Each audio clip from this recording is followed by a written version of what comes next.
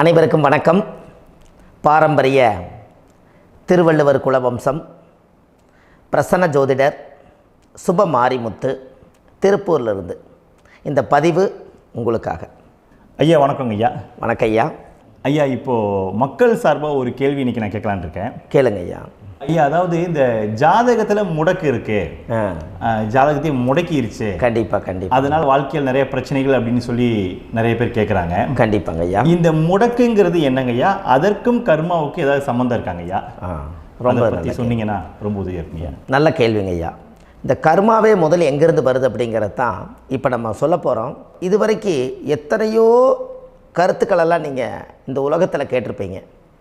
ஆனால் இந்த பதிவில் நீங்கள் பொறுமையோடு இந்த கருத்தை ஒரு இனிமையோடு நிதானமாக கேட்டிங்கன்னா உங்களுடைய ஊழ்வினை கர்மா எங்கிருந்து உருவாச்சு, இதனுடைய இந்த கர்மானால் நாம் என்ன கஷ்டப்படுறோம், நாம் இந்த பூமியில் பிறக்கிறதுக்கு என்ன வரம் வாங்கி வந்தோம், நம்ம பாவ புண்ணியமெல்லாம் ஜாதக கட்டத்தில் போய் எப்படி எடுக்கிறது, நம்மளுடைய தோஷம்னு சொல்கிறோமே அந்த தோஷம் எப்படி கிரியேட் ஆகுது, நம்ம இந்த பூமியில் பிறக்கும்போது கொண்டு வந்த கர்மாவா, இல்லை கடவுளே நம்மளுக்கு ஒரு தண்டனையாக கொடுத்த கர்மாவா, இல்லை நம்ம இந்த பூமிக்கு வந்ததுக்கு அப்புறம் செய்த கர்மாவா, இது எல்லாத்தையுமே நம்ம பொறுமையாக கேட்கணும்னா கண்டிப்பாக இந்த பதிவை நீங்கள் பொறுமையோடு கேளுங்க.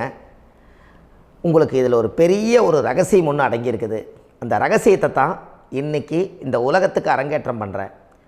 இந்த முடக்கு நம்ம ஐயா கேட்டதில் ஒரு அற்புதமான ஒரு விஷயம் என்ன அப்படின்னு கேட்டிங்கன்னா, முடக்குங்கிறது அந்த காலத்தில் பெரிய திறமையை கட்டி போட்டு வச்சுட்டா நம்மனால் அது இயங்க முடியுமாங்க? முடியாது இல்லைங்களா ஐயா? முடியாது. அப்போது அதே மாதிரி ஜாதக கட்டத்தில் நமக்கு வேண்டிய யோகத்தை கடவுளே நம்மளுக்கு நாம் செய்த பாவத்தினால அது முடக்கி வச்சிருச்சுன்னா அந்த பாவகத்தை அந்த ஜாதகர் அனுபவிக்க முடியுமா? அனுபவிக்க முடியாது. அப்போது அந்த அனுபவிக்க முடியாமல் வெளி உலகத்தில் போய் நம்ம தேடி போன பிறவியில் செய்த பாவத்தை இந்த பிறவியில் நீங்கள் தேடி கண்டுபிடிச்சி வாழ்க்கையில் நீங்கள் எப்போ மேலுக்கு வர்றது? அப்போது அந்த கர்மா 12 ராசி கட்டத்துக்குள்ள 27 நட்சத்திரத்தில் 9 கிரகங்களுக்குள்ள ஒரு பெரிய ஒரு ஆத்துமாத்துமான கர்மா, உங்கள் பூர்வ ஜென்ம கர்மா இதுக்குள்ளே எங்கேயோ ஒரு இடத்துல முடங்கியிருக்குது. இந்த முடக்க மட்டும் உங்கள் ஜாதகத்தில் நீங்கள் கண்டுபிடிச்சிட்டிங்கன்னா ஹைலைட்டாக வாழ்கிறதுக்கு, இந்த உலகத்தில் சுதந்திரமான வாழ்க்கை வாழ்கிறதுக்கு ஒரு மிகப்பெரிய பொக்கிஷம் உங்கள் ஜாதகத்துக்குள்ளேயே இருக்குது. அப்போது அந்த ஜாதகத்துக்குள்ளே நாம் போன பிறவியில் நம்ம கர்மா நாம் என்ன செய்திருப்போன்னு உங்களுக்குள்ளே பெரிய குழப்பம் இருக்கும். என்னங்க ஐயா, நீங்கள் என்ன கர்மா பண்ணிட்டு வந்தீங்க, நாம் போன பிறவியில் நம்ம யாரை ஒரு வதச்சோம், யாரை நம்ம மனசை புண்படுத்தினோம், நம்ம தாத்தாவுக்கு சோறு போட்டோமா, நம்ம பாட்டனுக்கு சோறு போட்டோமா, நம்ம முப்பாட்டனுக்கு சோறு போட்டோமா, நம்ம கொள்ளுப்பாட்டனுக்கு சோறு போட்டோமா, அப்போ நம்ம அப்பாவுக்கு நம்மளை பெற்றவருக்கு நம்ம சாப்பாடு கொடுத்தோமா, இவங்களுக்கெல்லாம் நம்ம சேவை பணிமடைகள் செஞ்சோமா, நம்மளுடைய உறவுகளுக்கெல்லாம் அரவணைச்சு போனோமா, நம்மளுடைய இந்த மாதிரி நாம் இரத்த சம்பந்த உறவுகளை இருந்து தான் இந்த உலகத்துக்கு நம்ம வெளியில் வந்திருப்போம். அப்போது வெளியில் நீங்கள் நிற்கிறீங்க, அப்படியே மேலே போய் பார்த்தீங்கன்னா ஒரு 7 தலைமுறையில் ஒவ்வொருத்தரும் செய்த கர்மாவெல்லாம் நம்ம பிளட்டு ரிலேட்டிவாக இப்போ நீங்கள் கரண்ட்டில் இருக்கிறவங்க கிட்ட தான் டெபாசிட் பண்ணியிருக்கோம். அப்போ இது தெரியாமல் நாம் ஜாதகத்துக்குள்ளே போய் தசாபுத்தி நல்லா தனுங்க இருக்குது, நான் ரொம்ப கஷ்டப்படுறேன், என் ஜாதகத்தில் போய் பார்த்தேன் எல்லா கிரகங்களும் நல்ல வலிமையாக இருக்குன்னு தான் சொன்னாங்க, ஆனால் இன்னும் என்னுடைய கடன் அடையலை, இன்னும் என்னோடய கர்ம தீர்ந்த மாதிரியே தெரியல, எனக்குள்ளே ஒரு தாட்டு என்னமோ நான் ஒரு பின்தங்கின வாழ்க்கையிலே வாழ்ந்துட்டுருக்கேன் அப்படின்னு நீங்கள் சொல்லும்போது, அப்போ இதையெல்லாம் தாண்டி ஒரு கர்மா உங்களுடைய ராசி கட்டத்துக்குள்ளே எங்கேயோ ஒரு பக்கத்தில் ரகசியமாக புதைஞ்சிருக்கு. அப்போது அந்த ரகசியமாக புதைஞ்சிக்கக்கூடிய அந்த முடக்கு தான் இன்றைக்கி இந்த உலகத்துக்குள்ளே நீங்கள் தெரிஞ்சுக்கக்கூடிய விஷயம். அப்போ அந்த முடக்குங்கிறது ஒன்று உண்மை. இந்த உலகத்துக்கு நம்மளை எல்லாத்துலேயும் நல்லா யோசிச்சு பாருங்கள். 12 ராசி கட்டம் இருக்குதுங்களா ஐயா? ஆமாங்க ஐயா. ஆனால் கிரகம் எத்தனை இருக்குதுங்க? 9 தான் இருக்குங்க ஐயா. ஆமாம், 12 ராசிக்கு 12 கட்டத்துக்கு 12 கிரகம் கொடுத்துருக்கலாமல்ல கடவுள். அப்போ ஏன் 3 கட்டத்தை மட்டும் எம்டி பண்ணி மீதி 9 கிரகத்தை வச்சுக்கிறாருன்னா, அப்போ நாம் செய்த 3 தலைமுறை கர்மாவுக்கு அது எந்த கட்டம் பிளாக் ஆகுதோ அந்த கட்டத்துக்குள்ளே ஏதோ ஒரு ரகசியம் இருக்கிறனால தானே எங்கேயோ ஒரு பக்கத்தில் நீங்கள் கண்டிப்பாக கர்மாவில் மாட்டுவீங்கிறது கடவுளே படைச்சு தானே இதை உருவாக்கியிருக்காரு. 12 ராசிக்கு 12 கட்டம் கொடுத்துருந்தா எங்கே நீங்கள் சுற்றி வந்தாலும் ஏதோ ஒரு வீட்டுக்குள்ளே போய் உட்காந்துக்கலாம். ஆனால் ஒரு வீடு சுத்தமாக இருக்குது, ஒரு வீட்டில் 4 கிரகம் இருக்குது, ஒரு வீட்டில் 3 கிரகம் இருக்குது, ஒரு வீட்டில் 5 கிரகம் இருக்குது, ஒரு 3 வீடு 4 வீடு காலியாக இருக்குது. அப்போ எங்கேயோ ஒரு ராசி கட்டத்துக்குள்ளேயே கடவுளுடைய கர்மா விளையாட்டு, அது ரகசிய விளையாட்டு தான். அப்போது இந்த இடத்துல தான் உங்கள் ஜாதகத்தில் முடக்கு இருக்குது. இந்த முடக்கை நீங்கள் எப்படியெல்லாம் அதை ஆராய்ச்சி பண்ணி கண்டுபிடிக்க முடியும் அப்படிங்கிற ஒரு விஷயத்தை தான் இன்றைக்கி நம்ம இந்த உலகத்துக்குள்ளே இதை நுழைக்க போகிறேன். இப்போ அப்பா செய்த பாவம்னு ஒன்று இருக்குமில்லங்க ஐயா, நம்ம அறியாத வயசில் தெரியாதில்ல, அப்பா செய்த பாவம்னு இருக்கும். அப்பாவுடைய சொத்து பிள்ளைக்குத்தானா, அப்பாவுடைய பாவம் பிள்ளைக்குத்தானே, என்னங்க ஐயா? சரி, அப்போ தாத்தா இருக்கிறாரு, தாத்தாவுடைய கர்மா உயிர் எங்கே எழுதி வைக்கிறாருங்க? அப்போது மகனை விட்டுறாரு. அப்போ தாத்தா மாதிரியே முகம் இருக்குது, தாத்தா மாதிரியே அவருடைய நடை உடை பாவனை இருக்குது, அவர் தாத்தாவுடைய ஜீனு தான் அப்படின்னு இவர் சொல்லும்போது, அப்போ தாத்தாவுடைய சொத்து பேரனுக்கு சொந்தம்னா தாத்தாவுடைய பாவம் எங்கே போகுங்க? Very good. அப்போ அப்போது இந்த கர்மா எப்படி டிரான்ஸ்ஃபர் ஆகுதுன்னு உங்களுக்கு தெரியுதா? அப்போ நீங்கள் போன பிறவியில் அந்த தாத்தாவுடைய பேரனை நீங்கள் பிறக்கிறதுக்கு கர்மம் உங்களை செயல்பட வச்சுருக்குது. அதனால் நீங்கள் தாத்தாங்கிறீங்க. அதனால் அந்த கௌரவமாக எங்கள் தாத்தா சம்பாரித்த சொத்து நான் தான் அனுபவிக்கணுங்கிற விதியை நீங்கள் உருவாக்கிறீங்க. அப்போது இந்த ஜாதகத்தில் அந்த ஊழ்வினை தோஷம்தான் ஏதோ ஒரு வழியில் உங்களை கர்மாவை செயல்படுத்துது. அதனால தான் இந்த ஜாதகத்தில் எந்த ஒரு முடக்கை எடுக்கிறதா இருந்தாலும் சூரியன் என்ற நட்சத்திரம் எதுவோ அந்த நட்சத்திரத்துக்கு எந்த வீடு முடக்காகுதோ அங்கே தான் உங்களுடைய கர்மா ஒளிஞ்சிருக்கும். இதுதான் உங்களுடைய பெரிய ஒரு பொக்கிஷமான ரகசியம். சரிங்க ஐயா, இப்போ இதில் நவகிரகங்கள் 9 இருக்கும்போது ஏன் சூரியனை மட்டும் நம்ம இதில் எடுத்துக்கணும்னு நீங்கள் சொல்கிறீங்க? நல்ல கேள்விங்க ஐயா. நீங்கள் கேட்டீங்க பார்த்தீங்களா, 9 நவகிரகம் இருக்கும்போது சூரியனை மட்டும், அந்த சூரியன் என்ற நட்சத்திரம் பிறக்கும்போது அந்த வீடு மட்டும் முடக்காகுன்னு நீங்கள் கேட்டீங்க இல்லையா? இதுதான் அற்புதமான கேள்வி. ஏன் அப்படின்னு கேட்டிங்கன்னா, சூரியன் அப்பாவோட உயிர் கரு போய் அம்மாவுடைய பனிக்கூடத்தில் கர்ப்பத்தில் வச்சு 10 மாதம் 300 நாள் சுமந்து நீங்கள் இந்த பூமிக்கு வெளியில் வரும்போது நீங்கள் என்ன பாவத்தை இவங்க விதைச்சாங்களோ அந்த கர்மாவை வாங்கிட்டு தான் நீங்கள் வெளியில் பிரசவமாகறீங்க. இதுதானே? அப்போ சூரியன் என்ற நட்சத்திரம், அந்த சூரியனுங்கிறது உயிர் கருவல்லவா, அப்பாவுடைய உயிரணுக்கள் அம்மாவுடைய கருவிக்குள்ளே போய் நாம் குழந்தை வடிவத்தில் இருந்து 300 நாள் பாவ உண்ணீத்த பதிவில் ஏட்டு எழுதி ஒரு ஜாதகத்தை கையில் கொடுத்து பிறந்த உடனே உங்களுக்கு ஒரு ஏட்டை பெரட்டி நீ இப்படித்தான் விதி, இனிமேல் இப்படித்தான் நீ வாழணும்னு சொல்லி உங்கள் கர்மாவை நீங்கள் கர்மாவோடு தானே வெளியில் பிறக்கிறீங்க.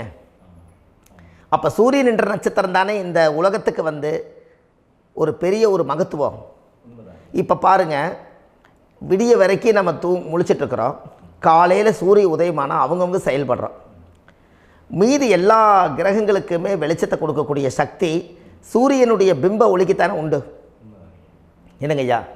அதனால தான் மேசத்து உச்ச வீடுன்னு சொல்லி மேசத்தை உச்சம்னு சொல்லி சூரிய உச்சத்தை அங்கே தான் வச்சாங்க. அப்போது அந்த காலச்சக்கரத்துக்கு 5ஆம் இடம் பூர்வ புண்ணியஸ்தானத்தில் போய் சிம்மத்தில் கொண்டு போய் சூரியனை ஆட்சி வீடுன்னு வச்சாங்க. அப்போது சூரியனில் இருந்து தான் அந்த மையப்புள்ளி உருவாகுது. அப்போ உங்களுடைய ஜாதகத்தில் அந்த சூரியனாகப்பட்டவர் பிறக்கும்போது நீங்கள் உங்கள் ஜாதகத்தை நீங்கள் எடுத்துக்கங்க ஐயா. நீங்கள் இன்றைக்கே போய் கதவை திறந்து உங்கள் பெட்டியை திறந்து பீர்வாவுக்குள்ளே உங்களுடைய ஜாதகம் இருக்குது, அந்த ஜாதகத்தை எடுத்து ஜோதிடர்கிட்டையே நீங்கள் சந்தேகம் கேட்குறக்கு முன்பு நீங்களே உங்களுடைய கர்ம பற்றி தெரிஞ்சுக்கிறதுக்கு இந்த பதிவில் உங்களுக்கு ஒரு ரகசியத்தை சொல்லித்தரேன். உங்கள் ஜாதகத்தில் இப்போ இது வரைக்கும் ராசி கட்டத்தை நீங்கள் பார்த்துருப்பீங்க, ஆனால் பாதசாரம்னு ஒன்று இருக்கும் இல்லைங்களா? ராசிக்கு பாதசாரம்னு ஒன்று இருக்கும். சூரியன் என்ன நட்சத்திரத்தில் இருக்குது, சந்திரன் என்ன நட்சத்திரத்தில் இருக்குது, செவ்வாய் என்ன நட்சத்திரத்தில் இருக்குது, புதன் என்ன நட்சத்திர காலில் நிற்குது, இதெல்லாமே அந்த சாரம் இல்லாத ஜோதிடம் சோரம் போய்விடும். அதனால் அந்த சாரத்தில் நிற்கிது பார்த்தீங்களா கிரகம், அதில் இப்போ நீங்கள் உங்களுடைய ராசி கட்டத்தை ஓப்பன் பண்ணுங்கள். இதில் ராசி கட்டத்தில் சூரியன் என்ற நட்சத்திரம்னு ஒன்று இருக்கும் இல்லைங்களா? அது எதுவாக வேணாலும் இருந்துட்டு போட்டோம். அந்த நட்சத்திரம் தான் நீங்கள் பிறக்கும்போது தாயுடைய கருவறைக்குள்ள கரு உருவான நட்சத்திரமே அதுதான். புரிஞ்சுங்களா ஐயா? பிறக்கும்போது நீங்கள் அந்த கருவுடைய நட்சத்திரம் அப்பா வந்து கருவை உருவாக்கி கர்மாவை விதைச்சது அந்த சூரியன் என்ற நட்சத்திரம் தான். அந்த வீட்டுக்கு தான் இந்த ராசி கட்டத்தில் உங்களுக்கு முடக்கு உருவாகுது. புரிஞ்சுங்களா ஐயா? அப்போது ஒரு ஜாதகத்தில் சூரியன் என்ற நட்சத்திரம் எதுவோ அதுதான் உங்களுடைய கர்மா நட்சத்திரம். இப்போ நம்ம பிறக்காதுக்கு முன்னாடி அப்பா கட்டத்தில் அந்த கர்மா டெபாசிட் ஆகிருக்கும். அதை ட்ரான்ஸ்ஃபர் எப்படி பண்ணுறாரு? அவருக்கு ஒரு கல்யாணம் வச்சு அவர் குடும்ப வாழ்க்கையில் வாழ்ந்து நம்மளோட உயிர் கருவை கொண்டு போய் ஊராம் பொண்ணை கல்யாணம் பண்ணி பொண்டாட்டின்னு எடுத்துக்கொண்டு அந்த பொண்டாட்டிங்கிற உரிமையாகி இவருடைய உயிர் கரு உருவாகி வாரிசுகள் வெளியில் வருது. அதானங்க ஐயா? அப்போது அந்த சூரியன் என்ற நட்சத்திரம் தான் இந்த உலகத்தில் ஒரு பிரம்மாண்டமான நட்சத்திரம். இந்த நட்சத்திரம் உங்கள் மனசுக்குள்ளே ஏதாவது இருந்துச்சுன்னா உங்கள் வீட்டில் ஏதாவது ஒரு நல்ல விஷயங்கள் நீங்கள் பண்ணுறதா இருந்தால் அந்த கர்மா நட்சத்திரம் சூரியனுடைய நட்சத்திரம் இருக்குது பார்த்தீங்களா, அந்த நட்சத்திரத்தில் எந்த ஒரு சேவைகளும் செய்யக்கூடாது. அதுதான் கர்மா. அதை போய் நீங்கள் ஆக்டிவேட் பண்ணி விட்டீங்கன்னா அது முன்னோர்களை வந்து நீங்கள் வந்து தொந்தரவு பண்ண மாதிரி. அந்த கர்ம நட்சத்திரம் தான் உங்கள் வாழ்க்கையில் அது புதஞ்சிருக்கிறதா. இப்போ குழந்தை பிறந்தாலோ சீர் சீமந்தங்கள் நீங்கள் செய்கிறதாலோ கல்யாணம் முக்கிறதுனாலோ உங்கள் ஜென்ம நட்சத்திரத்தன்னைக்கு கல்யாணம் பண்ண வேண்டாம்னு சொல்லிக்கிறாங்கல்லங்க. உங்களுக்கு ஜென்ம நட்சத்திரத்துக்கு முன்னாடி உங்களை உருவாக்குன நட்சத்திரம் தான் ஜென்ம நட்சத்திரம். அப்போ சூரியன் என்ற நட்சத்திரம் அப்பாவுடைய ஜென்ம நட்சத்திரமாக அந்த ஊழ்வினை கர்மம் செயல்படுது. அப்போ அந்த முடக்கு யார் வழியில் வந்தது? முன்னோர்கள் வழியில் வந்தது. முன்னோர்கள் கட்டி வச்சது யாரைய? குலதெய்வத்தை. அப்போ அந்த குலதெய்வத்தை போய் சாமிக்கு போய் வீடு வாசல்லாம் வலித்து குலதெய்வத்தை போய் தேங்காய் பழம் பூ மாலை கல்கண்டு வாங்கி அர்ச்சனை பண்ணி ஒரு அன்னதானம் ஒன்று பண்ணிவிட்டு சாமிக்கு பொங்கல் வச்சு நைவேத்தியம் பண்ணிவிட்டு உங்கள் ஜாதகத்தை வச்சு பூஜை பண்ணிவிட்டு வாங்க. அதுக்கப்புறம் தான் உங்கள் கர்மாவை கண்டுபிடிக்கிறதுக்கு வழியே பிறக்கும். குலதெய்வத்தை வணங்காமல் கோவிந்தா கோவிந்தா என்று பல தெய்வத்தை வணங்கினாலும் பலனொன்றும் இல்லைன்னு அந்த காலத்தில் முன்னோர்கள் சொல்லி வச்சுக்கிறாங்களா இல்லைங்களா? அதனால் கண்டிப்பாக அதை கண்டுபிடிச்சி நீங்கள் அதுக்கு ஒரு நைவேத்தியம் பண்ணால் மட்டும்தான் முதல்ல உங்கள் 5ஆம் பாவம் முன்னோர்கள் அது வேலை செய்யும். குலதெய்வ ஆலயத்துக்கு போயிட்டு வாங்க. போயிட்டு வந்துட்டு இந்த கர்மவினை தோஷத்தை நிவர்த்தி பண்ணுறதுக்குண்டான சரியான பரிகாரத்தை நம்ம எடுப்போம்.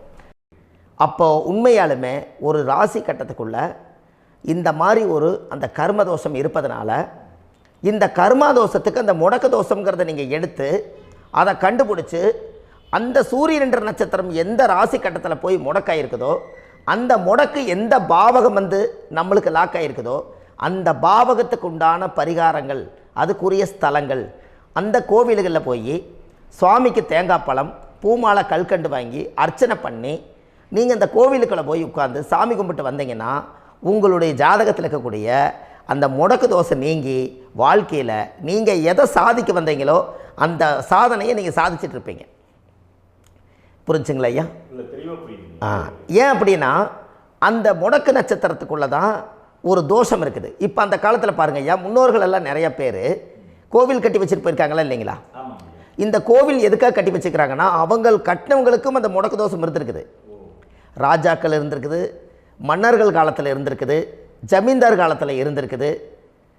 இப்போ அவங்களுடைய அமைப்புகள் எல்லாமே முன்னோர்கள் என்னமோ அறியாமல் தெரியாத தன்னடக்கம் இல்லாத ஒரு கர்மாவை இவங்க செஞ்சிட்டாலும் அதுக்குரிய பரிகார ஸ்தலங்களை கொண்டு போய் அந்த காலத்திலே ஜாதகம் பார்த்து நம்ம வந்து முன்னோர்களுடைய பாவத்தை நாம் செய்த பாவத்தையும் தீர்த்துட்டு நமக்கு கீழே அடுத்த சந்ததிகள் அடுத்த தலைமுறைகள் வந்தாலும் இந்த கோவில்களுக்கு வந்து விளக்கு போட்டு சாமி கும்பிட்டு இந்த மண்ணை மிதிச்சிட்டு போனால் அன்னையோடு அந்த கர்மா தீருங்கிறது அந்த காலத்திலேயே முடக்க தோஷ பரிகாரத்தை கோவில் வழியில் அந்த காலத்தை திசை திருப்பி வச்சுருக்காங்க. அப்போ நீங்கள் கோவிலுக்கு போகாமல் கண்டிப்பாக இந்த பரிகாரத்தை நீங்கள் உடைக்க முடியாது. ஏன் உடைக்க முடியாதுன்னா இப்போ நீங்கள் எத்தனை வருஷம் வாழ்கிறீங்க ஐயா? 120 வருஷமே வச்சுக்கோங்க. சூரியன் திசை 6 வருஷம், சந்திரன் திசை 10 வருஷம், செவ்வாய் திசை 7 வருஷம், ராகு திசை 18 வருஷம், குரு திசை 16 வருஷம், சனி திசை 19 வருஷம், புதன் திசை 17 வருஷம், கேது திசை 7 வருஷம், சுக்கிரன் திசை 20 வருஷம். இப்போ நான் சொன்ன டோட்டலெல்லாம் கூட்டிங்கன்னா 120 வருஷம் வரும். இது ஒரு மனிதர் பிறந்து பூரண ஆயுளோடு வாழ்ந்தால் இந்த 120 வருஷம் வாழ்ந்தால் அவர் இந்த பூலோக பதவி விட்டு சிவலோக பதவி போயிடுவார். அதுக்கு பேர் தான் பூரண ஆயுள் என்று பொருள். அப்போ இந்த பூரண ஆயுளை வாழ்ந்தவருக்கு 120 வருஷம். கோயில் எத்தனை வருஷம் வாழுதுங்க ஐயா? கோயில் பழங்காலத்து கோயிலெல்லாம் எத்தனை வருஷம் வாழுதுங்க? 12 வருஷத்துக்கு கும்பாபிஷேகம். அது ஓகே, அது பரவாயில்ல. 12 வருஷத்துக்கு ஒருக்கா பழசை புதுப்பிச்சு கும்பாபிஷேகம் பண்ணி மறுபடியும் அதுக்கு பவர் ஊட்டி சக்தி ஊட்டி அதுக்கு உருவேற்றுறாங்க. நான் சொல்கிறது கோயில் 5000 வருஷம் 4000 வருஷம் பெரிய பெரிய சித்தர்கள், மகான்கள், ரிஷிமார்கள், யோகிகள், சித்தர்கள் இவங்களெல்லாம் போய் கோவில்லையே சிவனையும் பெருமாளையும் வழிபாடு பட்டுட்டு கோவில்லையே ஒரு ஓரத்தில் ஜீவசமாதி ஆயிட்டாங்கன்னு பழைய கால கோயிலில் சித்தர்கள் குடியிருக்காங்களா இல்லைங்களா? இருக்காங்கல்லங்க ஐயா. அப்போது நாம் 120 வருஷம் வாழ்கிறோம், கோவில் 5000 வருஷம் வாழுது. எங்கே சக்தி அதிகமாக இருக்குன்னு சொல்லுங்க? கோவிலில் தாங்க ஐயா. கோயில் தான், அதில் ஒன்றும் மாற்றம் இல்லைங்களே. கோயில் தாங்க. அப்போ கோவிலில் தான் அந்த சக்தி இருக்குதுன்னு நீங்கள் சொல்கிறீங்க. அப்போ உங்களுடைய கர்மாவை உடைக்கிறதுக்கு 120 வருஷம் பெருசா 5000 வருஷம் பெருசான்னு சொல்லுங்கள்?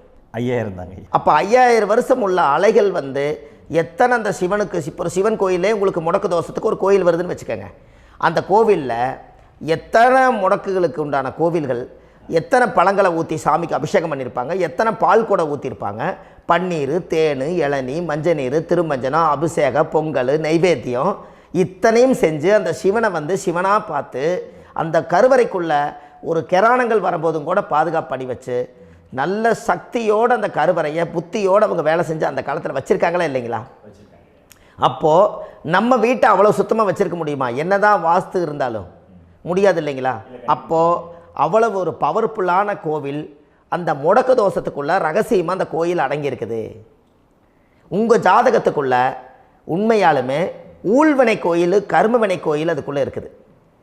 அந்த ஜாதகத்தை கணிச்சு பார்த்தா கரெக்டாக உங்களுடைய ஜாதகத்தில் அப்பாவுடைய கருவறையிலேருந்து உயிர் உருவாகிற நேரத்தில் இருந்து இப்போ வரைக்கும் நீங்கள் கரண்ட்டில் வாழ வரைக்கும் அந்த கர்ம கூட வர்றதை ஒரே ஒரு இடத்துல போனால் மட்டும்தான் விட்டுட்டு வர முடியும். அது எந்த வீடு அப்படின்னு கேட்டால் உங்களுக்கு அப்பாவுடைய கர்மா வழியில் போய் அந்த கோவில் பழையகால கோயில், பழையகால தெய்வங்கள், அந்த கோவில் தான் உங்கள் ஜாதகத்துக்குள்ள ரகசியமாக இருக்கும்.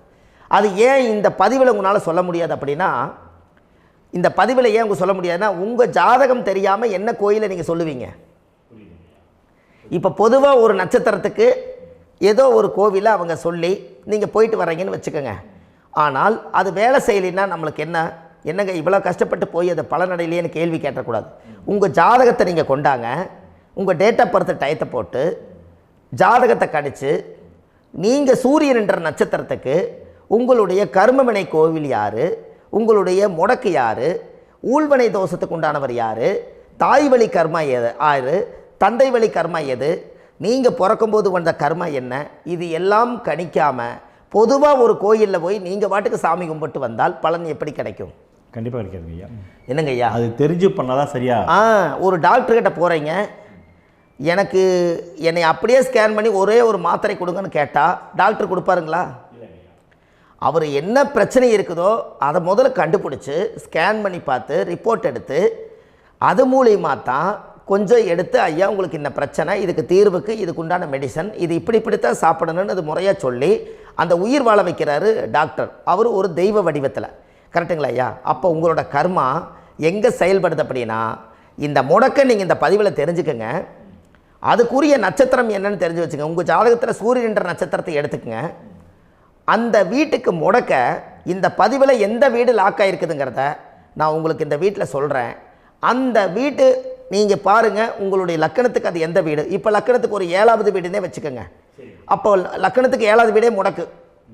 அப்படி ஒரு முடக்கு ஆகிப்போச்சுன்னா ஒரு ஜாதகத்தில் லக்கணம் தான் 1, 7ஆம் இடம்ங்கிறது மனைவி ஸ்தானம். ஒரு ஆணுடைய ஜாதகத்துக்கு 7ஆம் இடம் தான் மனைவி.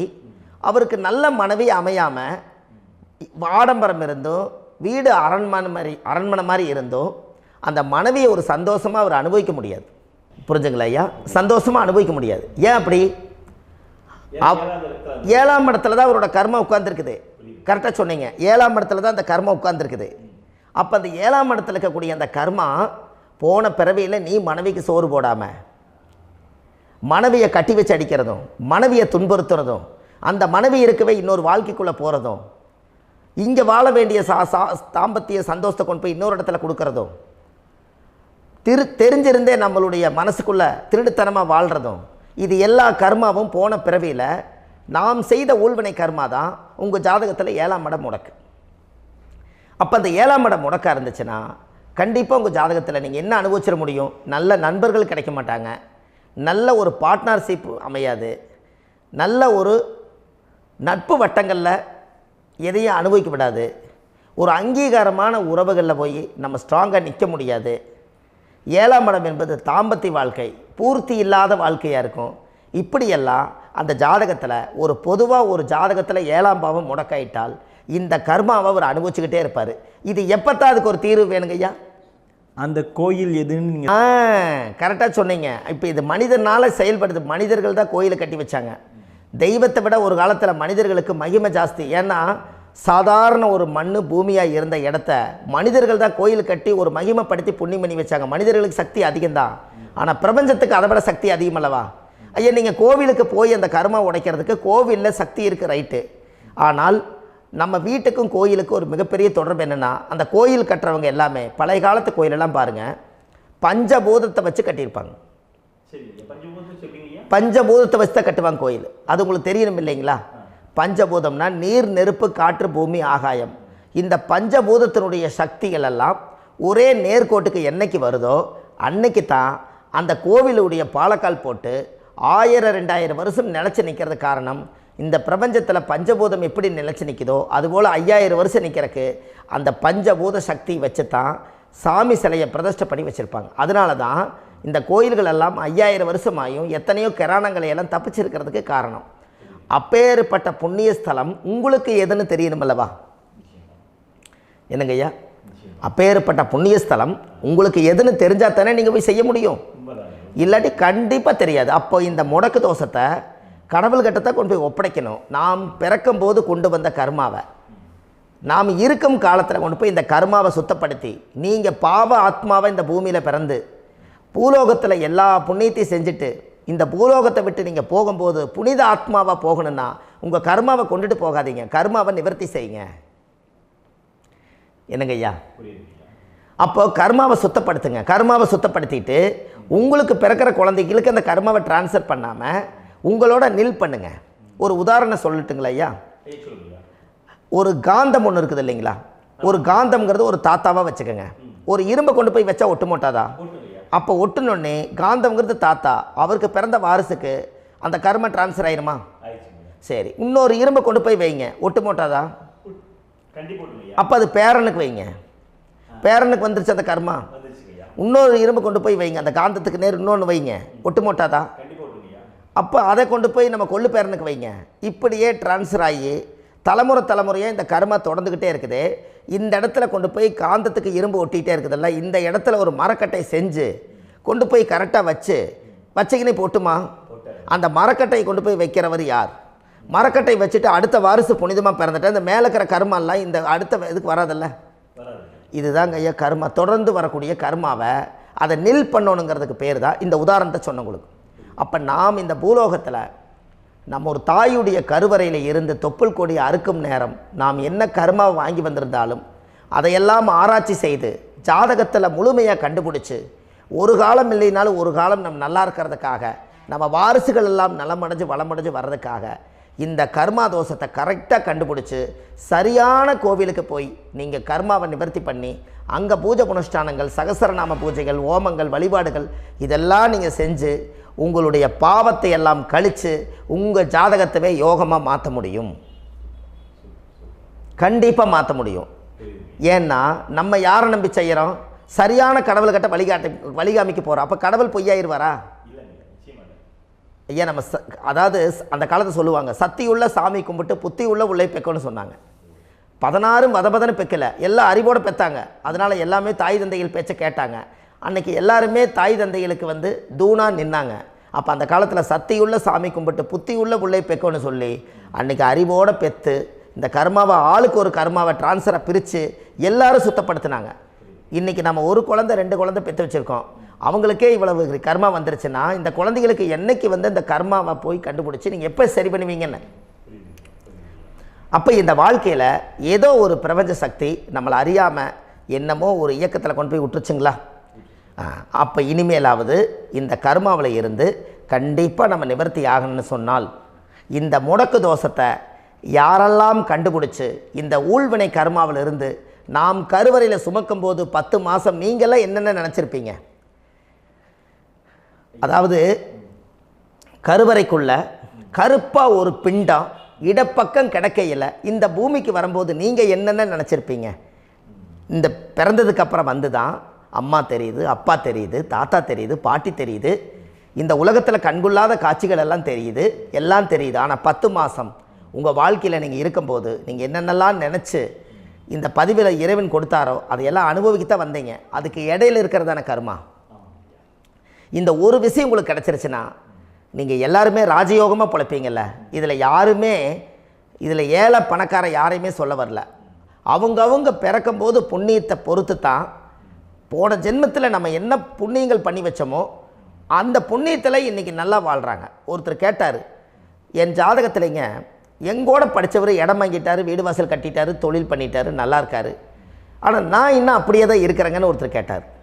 அதுக்கு ஒரு கருத்து என்னென்னா, டேட் ஆஃப் பர்த் ஒன்று தான், டைம் ஒன்று தானே வச்சுக்கோங்க. அவங்க அப்பா செஞ்ச புண்ணியம் வேறு, நீங்கள் செஞ்ச பாவங்கள் வேறு. அவர் செஞ்ச புண்ணியத்தினால அவருக்கு எல்லாமே முன்னாடி கிடைக்கிது. நீ கர்மாவெல்லாம் கழிச்சிட்டினா பின்னாடி கிடைக்க போகுது. இதில் மற்றவங்களை பற்றி வேற்றுமையாக நினைக்கிறதுல எந்த ஒரு இதுவுமே இல்லை. அப்போ ஒருத்தர் பார்த்து ஒருத்தர் வாழ வேண்டாம். உங்களுடைய சுய அறிவை வச்சு இந்த பூலோகத்தில் இந்த பூமியில் நீங்கள் 4 தெரிஞ்சு நல்ல விதமாக கற்றுக்கிட்டு இந்த உலகத்தில் சிறப்பாக வாழ கற்றுக்குங்க.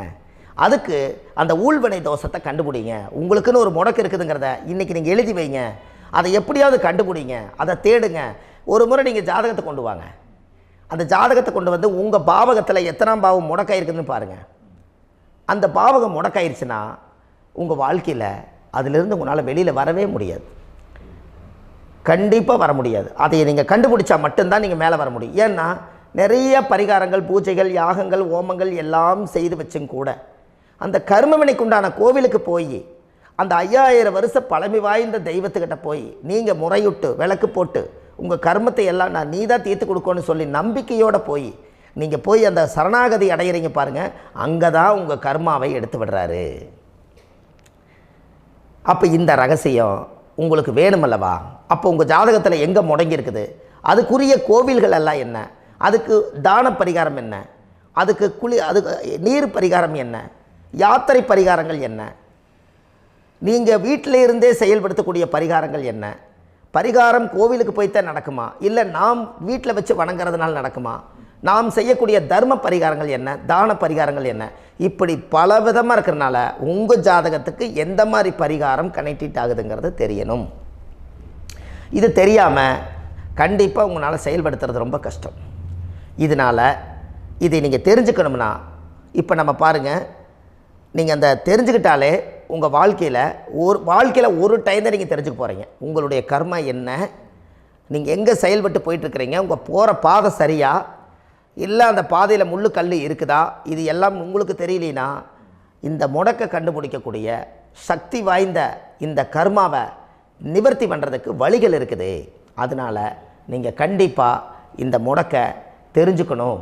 இந்த முடக்கு ராசினா என்ன உண்மையாலுமே உங்கள் வாழ்க்கையில் நீங்கள் தெரிஞ்சு இனிமேல் உங்கள் வாழ்க்கையில் இதுவரையிலும் கர்மாவுக்குள்ளேயே கஷ்டப்பட்டீங்க, வழி தெரியாமல் கண்ணை கட்டி காட்டில் விட்ட மாதிரி இருந்தீங்க. இனி அப்படி இருக்க வேண்டாம். உங்கள் ஜாதகத்தில் 12 ராசி கட்டத்தில் 9 கிரகம் போகும், மீனி 3 கிரகம், 3 கட்டம் வந்து உங்களுக்கு எங்கேயோ ஒரு பக்கத்தில் 3 கட்டம் எம்டியாக தான் இருக்கும். கரெக்டுங்களா? அது இல்லாமல் ஒரு ஜாதகம் பிறக்காது. ஏன்னா 9 கிரகத்துக்கு 9 கணக்கு போட்டால் 3 கட்டம் எம்டியாக தான் நிற்குது. அந்த கட்டத்துக்குள்ளே எந்த நட்சத்திரத்தில், எந்த சாரத்தில், எத்தனாவது டிகிரியில், எத்தனாவது பாதசாரத்தில், எத்தனை வெகுளையில், எத்தனை செகண்டுக்குள்ளே இந்த கர்மா உள்ளே புகுந்து உங்களை செயல்படுத்துதுங்கிறத கண்டிப்பாக உங்கள் ஜாதகத்தை கொடுங்க. பார்த்து இந்த விஷயத்தை சொல்கிறேன், நீங்கள் அந்த இடத்துக்கு போய் நிவர்த்தி பண்ணிவிட்டு உங்கள் வாழ்க்கையில் கொஞ்சம் காலம் வாழ போகிறீங்க. பாருங்கள், பிறந்ததுலேருந்து 20 வருஷத்துக்குள்ளே இளமையாக வாழ்கிறீங்க, குழந்தையாக வாழ்கிறீங்க. 20லேருந்து 40 வயசுக்குள்ளே தான் உங்களுக்கு ஒரு பொண்ணை பார்த்து கல்யாணம் பண்ணி ஒரு கரு உருவாக்குறீங்க. அதுக்கப்புறம் 40லேருந்து 60க்குள்ளே குழந்தை பெற்று கடமை முடிச்சிடுறீங்க. 60 வயசுக்கு மேலே ரிட்டையர்ட் ஆகிடுறீங்க. இந்த 20க்கும் 60க்கும் இல்லாத 20லேருந்து இந்த 40 வயசுக்குள்ளே உங்களோட தேடல் என்னவோ அது வாழ வேண்டிய சுகபோகமான வாழ்க்கை எல்லாமே அந்த 40க்குள்ளே தான் இருக்குது. இந்த 40க்குள்ளே இருக்கக்கூடிய வாழ்க்கையை இந்த கர்மா தெரியாமல் காலத்தை வீணாக்க வேண்டாம். வாழ வேண்டிய வயசில் நீங்கள் வாழணும். அதுக்குரிய கர்மாவை நீங்கள் சுத்தப்படுத்துங்க. எப்படியெல்லாம் நீங்கள் சந்தோஷமாக வாழ்கிறீங்கன்னு எனக்கு ஒரு தகவல் கொடுங்க. வேறு லெவலில் நீங்கள் இருப்பீங்க. கண்டிப்பாக இந்த பதிவில் உங்களுக்கு நான் இந்த விஷயத்தை கொடுக்க போகிறேன். இந்த முடக்கு நட்சத்திரங்கள் என்ன அப்படிங்கிறத இந்த பதிவில் நீங்கள் ஒரு நோட் ஒன்று எடுத்துக்கோங்க, குறித்து வச்சுக்கோங்க. இதில் இருந்து அவங்கவுங்களுக்கு முடக்கு நட்சத்திரம் என்னங்கிறத இந்த பதிவில் நான் உங்களுக்கு கொடுக்குறேன். இந்த வீடு தான் அது முடக்குங்கிறத சொல்கிறேன். இதையெல்லாம் நீங்கள் தெரிஞ்சு உங்கள் ஜாதகத்தவே நீங்கள் முடக்கு எடுத்து கண்டிப்பாக உங்கள் வாழ்க்கையில் நீங்கள் நல்லா இருப்பீங்க. அதுக்கு ஒரு நோட் எடுத்து வச்சுக்கோங்க. இது வரைக்கும் கர்மாவை பற்றி நம்ம பேசினோம். உங்கள் ஜாதகத்தில் சூரியன் என்ற நட்சத்திரத்துக்கு தான் முடக்குன்னு சொன்னீங்களே, எந்த வீடுங்கிற ரகசியத்தை இன்றைக்கி நம்ம எல்லோரும் தெரிஞ்சுக்கலாமா? இத்தனை காலமாக நீங்கள் தெரிஞ்சுக்காத ஒரு ரகசியத்தை இன்றைக்கி உங்கள் ஜாதக கட்டத்தில் நீங்களே முடக்க கண்டுபிடிச்சி அதுக்குண்டான பலனை தேட போகிறீங்க. அந்த தேடல் தான் உங்களை கொண்டு போய் உட்கார வைக்க போகுது. ஒரு உதாரணம், உங்கள் ஜாதகத்தில் பாதசாரம் இருக்குது அல்லவா? அந்த பாதசாரத்தில் சூரியன் என்ற நட்சத்திரம், சூரியன் நின்ற நட்சத்திரம் பாதசாரத்தில் கரெக்டாக எடுங்க. சூரியன் என்ற நட்சத்திரம் அனுச நட்சத்திரமாக இருந்தால் மகர வீடு தான் முடக்க ராசி. அப்போ மகர வீடு தான் முடக்கு ராசி. அந்த முடக்கு ராசி அந்த சூரியன் என்ற நட்சத்திரத்துக்கு அந்த ஊழ்வினை தோஷம், அந்த கர்மா அந்த மகர ராசியில் போய் உட்கார்ந்துருக்கனால அந்த பூர்வ ஜென்மத்தினுடைய அந்த பாவங்கள் எல்லாம் நீங்கள் தீர்க்கக்கூடிய இடம் அதுதான். மகரம் என்பது முதல வீடு. அந்த முதலை கொண்டு போய் உணவு ஒரு நேரம் கொண்டு போய் சாப்பாடு கொடுத்துடுவாங்க. நம்ம வீட்டில் நம்ம தொழிலில் வேலை செய்கிறவங்களுக்கு சாப்பாடு அன்னதானங்கள் பண்ணுங்கள். இந்த கர்மா பரிகாரத்தை முறையாக கண்டுபிடிச்சி அதுக்குரிய பரிகாரங்களெல்லாம் நீங்கள் செஞ்சால் வாழ்க்கையில் கண்டிப்பாக நல்லா இருப்பீங்க. அப்போ சூரியன் என்ற நட்சத்திரமே உங்களுடைய வாழ்க்கையில் மகரம் வீடு தான் அது முடக்க மாறுது. அது நிவர்த்தி ஆயிடுச்சுன்னா கண்டிப்பாக உங்கள் வாழ்க்கையில் ஒரு நல்ல மாற்றத்துக்கு வந்துடுவீங்க. உங்கள் லக்கணத்துக்கு இது எத்தனாம் பாவம்னு பாருங்கள். அந்த பாவகத்தை உங்களுக்கு முடங்கியிருக்கும், அங்கே தான் கர்மா இருக்குது. அதை நிவர்த்தி செய்யணுன்னா கண்டிப்பாக ஒரு முறை நீங்கள் ஜாதகத்தை பாருங்கள். அனுச நட்சத்திரத்தினுடைய பதிவை இது வரைக்கும் நீங்கள் கேட்டீங்க. அதுக்கு அடுத்தது கேட்ட நட்சத்திரத்தை பற்றி அடுத்த பதிவில் நம்ம பார்க்க போகிறோம். நம்ம ஆன்லைன்லேயே ஜாதகம் பார்க்குறோம். உங்கள் date of birth, time, place கொடுத்தீங்கன்னா போதும். உங்களுக்கு ஜாதகத்தை கணிச்சு ஃபோன்லேயே உங்களுக்கு கர்ம ராசி கண்டுபிடிச்சி உங்களுக்கு உண்டான கர்ம பரிகாரத்தை சொல்லி உங்கள் வாழ்க்கையில் ஒரு வெளிச்சத்தை கொண்டு வர்றதுக்கு என்றைக்கும் உங்களுக்கு உறுதுணையாக இருப்பேன். நீங்கள் கண்டிப்பாக இந்த பதிவுகள் எல்லாம் இது உங்களுக்காகத்தான். இது அதிகாலை நேரத்தில் பிரம்ம முகூர்த்தத்தில் இந்த பதிவை உங்களுக்கு முழுமையாக சமர்ப்பணம் பண்ணுறேன். இதை இதை வழி நடத்தி இதைய எப்படியெல்லாம் இந்த முடக்க கண்டுபிடிச்சி இப்படியெல்லாம் பேச வச்சு அழகு பார்க்க நம்ம முன்னோர்களுடைய ஆசீர்வாதமும் இந்த முடக்க கண்டுபிடிச்ச குருமார்களும் அவங்களுடைய குடும்ப பாரம்பரிய வம்சாவளிகளும் எல்லாருமே நல்லா இருக்கணும்.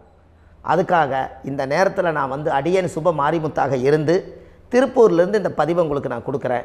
கண்டிப்பாக இந்த முடக்கு கோயிலுக்கு, இந்த முடக்கு தோஷத்துக்கு உண்மையான பரிகாரங்கள், எளிமையான பரிகாரங்கள் நீங்களே வாழ்க்கையில் செஞ்சு ஆதிகால பரிகாரங்கள் உங்கள் மனசுக்குள்ளே இருக்குது. அதை செயல்படுத்தினா மட்டும் போதும், வாழ்க்கை எங்கேயோ போயிடும். கண்டிப்பாக ஒரு முறை உங்கள் ஜாதகத்தை அனுப்பி வைங்க, உங்களுக்கு நான் பார்த்து பலன் சொல்கிறேன். இன்றைக்கி நான் கொடுத்த பதிவுகள் எல்லாம் உங்களுக்கு ரொம்ப பயனுள்ளதாக இருந்திருக்கும். உங்களுக்கு இது வரைக்கும் எத்தனையோ கர்ம வினைகளை பற்றி தெரியாமல் இருந்திருப்பீங்க. இந்த பதிவில் நிறைய கேட்டு தெரிஞ்சுக்கிட்டீங்க. இதெல்லாம் வாழ்க்கையில் ரொம்ப முக்கியமான பரிகாரங்கள், எளிமையான பரிகாரங்கள். நேராக நீங்கள் கடவுளைத்தான் கெட்டியாக பிடிக்க போகிறீங்க. அந்த பரிகாரங்கள் எல்லாம் செஞ்சு அதிகாரமாக வாழ்ந்து இந்த பூலோகத்தில் நல்ல சிறப்பாக வாழ்கிறதுக்கு இந்த பரிகாரம் உங்களுக்கு ரொம்ப யூஸ்ஃபுல்லாக இருக்கும். கண்டிப்பாக இந்த பதிவை செய்யுங்க. நம்ம பாரம்பரிய திருவள்ளுவர் குல வம்சம், பிரசன்ன ஜோதிடர் சுப மாரிமுத்து, திருப்பூரில் இருக்கேன். 30 ஆண்டு காலமாக நம்ம ஜோதிடம் பார்த்து கொண்டிருக்கிறோம். இவ்வளவு காலமாக எத்தனையோ ஆயிரக்கணக்கான மக்களுக்கு நம்ம ஜோதிடம் பார்த்து வழிகாட்டி நிறைய மக்களுக்கு நிறைய சேவைகள் செஞ்சுருக்கேன். நிறைய கோயில் கட்டி வச்சுருக்கேன், கும்பாபிஷேகங்கள் பண்ணி வச்சுருக்கேன், அன்னதானங்கள் நிறைய பண்ணி வச்சுருக்கேன், புண்ணிய யாத்திரைகள் நிறைய போய் வந்திருக்கேன். மக்களுக்காகவே நான் உங்களுக்கு உழைக்க தயாராக இருக்கேன். இந்த ஜோதிடம் வந்து என்னுடைய ஒரு பாரம்பரியமாக, என்னுடைய அப்பா தாத்தா முன்னோர்கள் இதெல்லாம் எங்களுடைய குலத்தொழில் இது. அதனால் நாங்கள் பாரம்பரியமாக திருவள்ளுவர் குல வம்சம். வள்ளுவர் வாக்குன்னு யூடியூப் சேனலில் போனீங்கன்னா 1000 பரிகாரங்கள் கொடுத்துருக்கேன். அதுவும் உங்களுக்கு ரொம்ப யூஸ்ஃபுல்லாக இருக்கும். வள்ளுவர் வாக்கு அப்படின்னு போடுங்க, அப்படி இல்லைன்னா சுப மாரிமுத்துன்னு போடுங்க. இதில் பரிகாரங்கள் நிறையா கொடுத்துருப்பேன். கண்டிப்பாக இதெல்லாம் நீங்கள் சந்தித்து நீங்கள் ஒரு சப்ஸ்கிரைப் பண்ணி வச்சுக்கோங்க. நான் போடக்கூடிய பதிவுகள் எல்லாமே உங்களுக்கு நோட்டிஃபிகேஷனாக வந்துடும். அதனால் நீங்கள் ஒரு சப்ஸ்கிரைப் பண்ணி வச்சுக்கோங்க. தினமும் ஒரு தகவல் உங்களுக்கு கொடுத்துக்கிட்டே இருக்கேன். இதெல்லாமே உங்களுக்கு ஒரு பெரிய சந்தோஷமான நிகழ்ச்சிகள். என்றைக்கும் உங்களோட நான் வாழ்கிறேன். உங்களுடைய குடும்பத்தில் நான் ஒருத்தராக இருந்து குடும்ப ஜோதிடராக நான் இருப்பேன். கண்டிப்பாக ஆயுளுள்ள வரைக்கும் உங்களுக்காக இந்த ஜோதிடத்துக்கு உழைச்சி உங்கள் குடும்பத்தில் ஒருத்தராக நான் வந்து ஒரு ரத்த உறவில் நான் வந்து இந்த பூர்வ ஜென்மத்தில் உங்களுக்கு நான் கடமைப்பட்டிருக்கேன். கண்டிப்பாக அடுத்த பதிவில் உங்களை நான் சந்திக்கிறேன். வாழ்வது ஒரு முறை, வாழ்த்தட்டும் தலைமுறை. நன்றி, வணக்கம்.